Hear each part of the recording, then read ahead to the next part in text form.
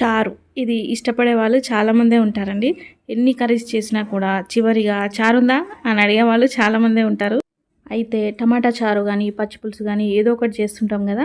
ఇప్పుడు టమాటా చారు పచ్చి పులుసే కాకుండా ఒక స్పెషల్ చారు ఉందండి. అదేంటో చేద్దాం ఇప్పుడు. దానికోసం స్టవ్ మీద గిన్నె పెట్టుకొని నూనె పోసుకోవాలి. కొంచెం నూనె వేడాక జీలకర్ర వేసుకొని ఉల్లిపాయలు కూడా వేసుకోవాలి. పొడవు కట్ చేసుకోవాలండి. ఉల్లిపాయలు పొడవు కట్ చేసుకుంటే చారులో బాగుంటాయి. కొంచెం వేగిన తర్వాత వెల్లిపాయలు కచ్చపచ్చగా దంచి వేసుకోవాలి. తర్వాత పసుపు వేస్తున్నా.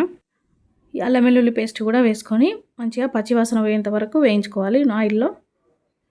కొద్దిసేపు వేయించుకున్న తర్వాత ఇప్పుడు బెండకాయలు 2-3 ఉన్నాయండి. అవి కూడా వేసిన అవి మంచిగా కలిపి మూత పెట్టి కొద్దిసేపు మగ్గించుకుందాం. కొంచెం మగ్గిన తర్వాత ఒక 3-4 టమాటాలు పొడవు కట్ చేసుకొని సన్నగా కట్ చేసుకొని ఇందులో వేసుకోవాలి. బెండకాయ ఆప్షనల్ అండి. టమాటా వేసిన తర్వాత కొంచెం ఉప్పు చల్లుకోవాలండి ఉడకడం కోసం అండి. ఉప్పు వేసిన తర్వాత ఇంకా కొద్దిసేపు మగ్గించుకుందాం. కొంచెం మగ్గిన తర్వాత ఇదంతా కలుపుకోవాలి అడుగంటకుండా. మంచిగా కలిపి ఈ స్టేజ్లో కారం పొడి వేస్తున్నాం. కొంచెం కారం వేసి మంచిగా కలిపి మూత పెట్టి మగ్గించుకుందాం కొద్దిసేపు. కొంచెం మగ్గిన తర్వాత కొన్ని వాటర్ పోసుకోవాలండి అడుగంటకుండా ఉండడానికి. వాటర్ పోసి మంచిగా కలిపి కొద్దిసేపు మగ్గించుకోవాలి.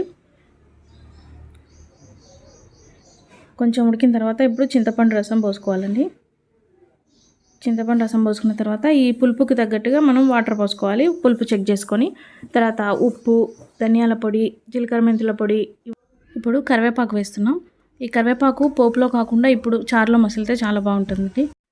చారు మసిలిపోయిందండి. ఇప్పుడు కొత్తిమీర చల్లుకొని స్టవ్ ఆఫ్ చేసుకోవాలి. అంతే, ఈ చారు రెడీ అయిపోయిందండి.